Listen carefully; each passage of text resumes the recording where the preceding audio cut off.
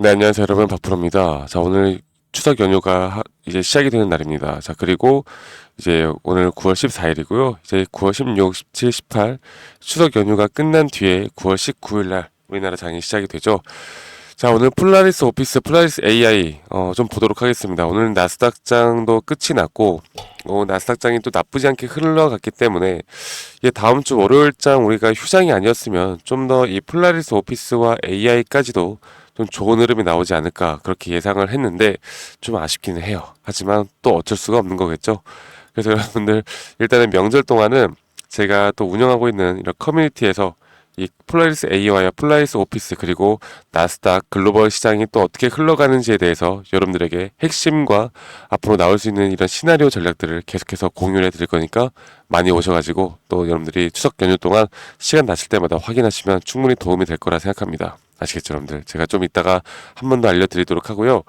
자, 그래서 지금 일단 폴라리스 오피스 AI, 폴라리스 오피스는 제가 항상 말씀을 드리듯이 이게 이제는 개별 종목, 이 폴라리스 오피스, 폴라리스 AI 얘네가 뭐 예를 들어서 뭐 매출이나 영업이익이나 이런 식으로 개별 종목의 흐름이 좋아야 주가가 올라간다라고 보기보다 지금은 탑다운 전략으로 가는 게 맞는 것 같습니다. 이 탑다운 전략이라는 건 결국 글로벌 증시 그리고 여기에 대한 시황 여기에 대한 또 주가가 올라가는지 내려가는지 그리고 이 섹터의 흐름들을 정확하게 파악하는 게 앞으로 이 폴라리스 오피스가 단기적으로 상승이 나올 것인지 중장기적으로는 어떠한 상승이 나올 것인지를 우리가 알 수 있는 부분일 것이기 때문에 제가 결국 보는 건 그런 것 같아요. 최근에 뭐 애플에서도 이제 아이폰이 발표가 되어 가면서 그 이제 AI 쪽으로 상당히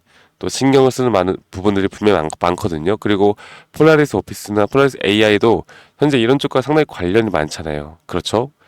그래서 이런 흐름들이 좀 그 빅테크 기업들의 흐름들이 더 좋게 나와줘야 이 폴라리스 오피스나 AI도 주가의 방향성이 좀 상방으로 흘러갈 수가 있는 거고 또 한 가지가 이제 우리가 다음 주 장이 열리고 나서 가장 대형 이슈가 있죠. 바로 금리 인하라는 대형 이슈입니다. 금리 인하라는 대형 이슈가 있고 또 11월 대선이라는 이슈가 있는데 우리가 단기적으로 볼 때는 바로 이 금리 인하라는 이슈를 빼놓고 말씀을 드릴 수가 없겠고요.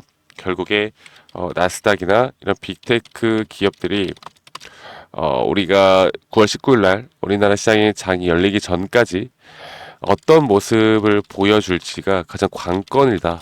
라고 여러분들께 말씀을 드려볼 수가 있을 것 같아요. 사실 어저께까지는 우리나라가 좀 대명절이기 때문에 거의 주말 합치면 5일 동안 장이 쉬기 때문에 소강 상태일 수밖에 없겠죠. 소강 상태일 수밖에 없습니다. 이제 거래량 보세요. 거래량이 뭐 거의 뭐 장이 열린 것만 열리지 않은 것 마냥 거래량이 거의 없는 모습을 보여주었는데 그러면은 일단 수급적인 부분을 보면은 기관과 이 외국 개인들의 매수세가 나왔고 투신에서도 어느 정도의 좀 순매수가 나왔습니다.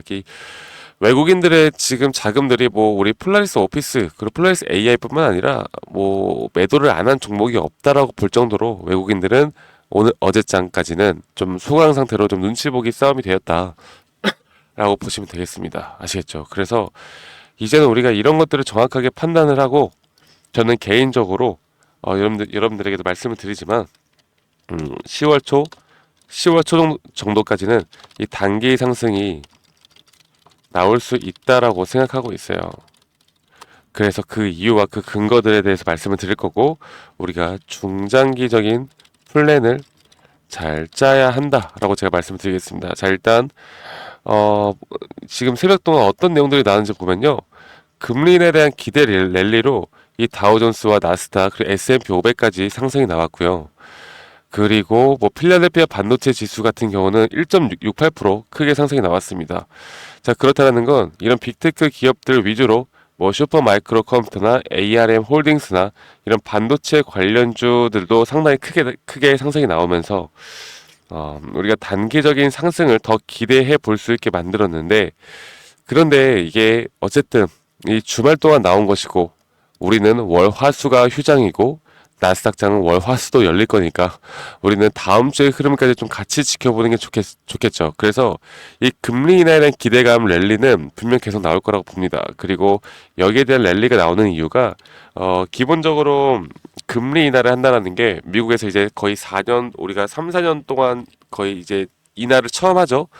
이게 0.25bp를 인하를 하는 게 일반적인데 최근에 이 비농업 고용 지표나 뭐 CPI나 PPI나 이런 지표들이 경기 침체가 나타날 수 있다라는 시그널을 나타내다 보니까 이게 0.25bp가 아니라 0.5bp 정도는 해야 된다라는 또 의견들이 많이 나오고 있습니다. 그리고 여기에 대한 확률이 77%까지 올라갔단 말이죠. 자, 여러분들 그러면 어떻게 될까요? 이렇게 0.5bp 대폭 인하를 결정을 해 나간다라는 건 이게 단기적인 기대감이 생길 수밖에 없는 것입니다. 네, 일반적으로 금리 인하를 이렇게 빅스텝에 대한 뭐 상승이 나오면 하락이 나오고 이렇게 인하가 크게 나오면 또 상승이 나오는 것처럼 금리 인하에 대한 기술적 반등은 분명히 나올 것이다. 그래서 이 폴라리스 오피스에 대한 최근에 이 형성되었던 이런 박스권들 있죠. 이 박스권들까지는 단기적으로 저는 충분히 뚫어줄 수 있는 힘이 발동될 수 있다라고 보고 있는데 제가 여기에서 우리가 고점 신호를 파악하는 게 가장 중요하다. 그리고 그 고점 신호에서보다 무조건 우리가 매도를 해서 현금화를 일단은 시켜놔야 한다라고 말씀드릴 수가 있겠습니다. 왜? 그 이유가 뭘까요? 네, 여러분들 생각할 때 그 이유가 뭘 것 같아요?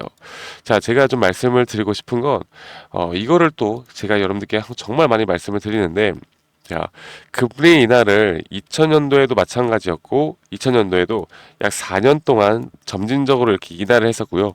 2006년도에도 마찬가지로 2년 동안 이렇게 인하를 했었고 2018년도에도 마찬가지로 이렇게 인하를 했었습니다. 자, 이럴 때마다 과연 주가가 어떻게 됐을까? 자, 보면요.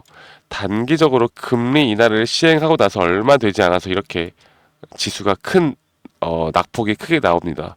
그 이유가 뭘까요? 자, 우리가 사람이라는 것도 결국 몸이 아프면 약을 처방받죠. 경제도 어딘가 뭔가 안 좋으면 금리 인하라는 약을 처방받아요. 자, 그런데 약을 처방받자마자 우리가 몸이 바로 좋아지는 게 아니잖아.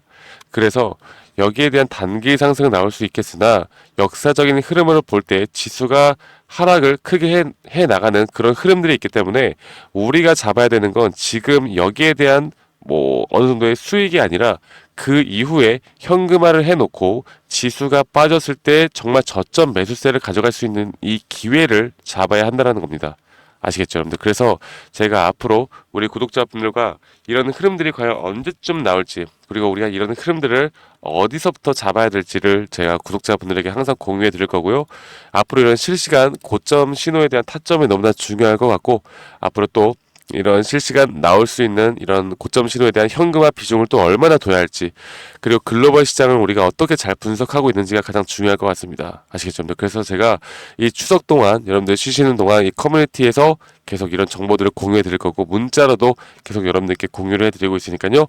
저 박프로와 함께 나가고 싶다라고 하시면 010-2011-9671로 저에게 폴라라고 문자 한 통 남기시면 되시겠고요.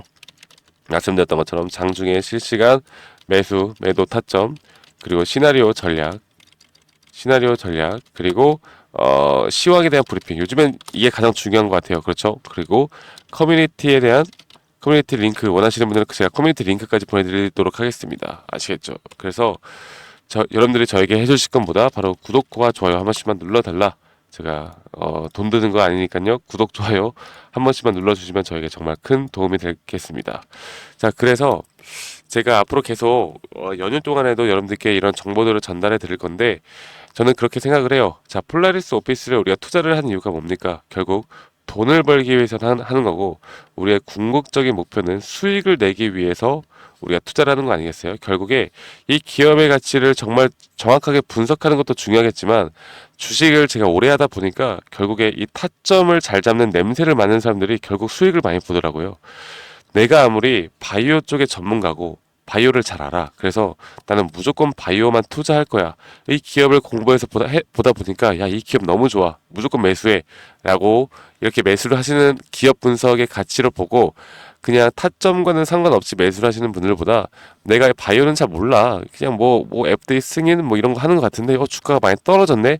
야, 지금요. 이 자리는 잡아야 돼. 내가 뭔지 모르겠지만 잡아야 돼라고 하시면서 이 타점에 대한 중요도만 가지고 오히려 주식을 하시는 분들이 수익률이 더 높아요. 제가 물론 이 기업의 가치와 재료를 평가절하하는 건 아니지만 이런 식으로 우리가 결국 궁극적인 목표인 이 수익을 향해서 가는 게 가장 우리에게 베스트 전략이고 또 우리의 가장 궁금 우리가 가장 원하는 거 아니겠습니까? 네, 그래서 제가 여기에서 앞으로 이런 부분들을 여러분들과 함께 이 폴라리스 오피스, 폴라리스 AI 함께 해 나가도록 하겠습니다. 아시겠죠? 그래서 제가 앞으로 여러분들과 함께 나갈 거니까요. 많은 또 이렇게 문자 주시고 여러분들 커뮤니티 많이 참여해 주시길 바라겠고요. 여러분들 주말 또 이 연휴 잘 보내시길 바라겠고 앞으로 저는 계속해서 여러분들에게 중요한 이슈가 있다고 하면 또 좋은 영상으로 인사드리도록 하겠습니다. 감사합니다. 박프로였습니다.